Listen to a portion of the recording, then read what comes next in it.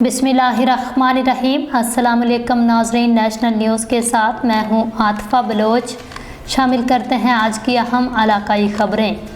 जेहलम से खबर आपको दें, मखदूम हुसैन चौधरी की रिपोर्ट के मुताबिक नौ मुंतखब executive member Jhelum Chamber of Commerce and Industry Makhdoom Hussain Chaudhry ने अपने ओहदे का हलफ उठा लिया। सदर Jhelum Chamber of Commerce and Industry Haji Zahid Hussain Bhatt ने इनसे ओहदे का हलफ लिया।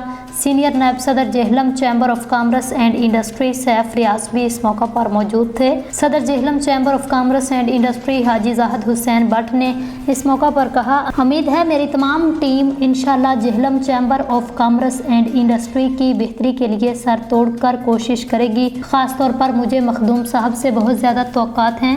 इस मौका पर सदर Jhelum Chamber of Commerce and Industry Haji Zahid Hussain Bhatt ने ऐलान किया, आज के बाद जेहलम चैम्बर में होने वाले इंटरटेनमेंट के तमाम तार अखराजात वो खुद अपनी जेब से अदा करेंगे।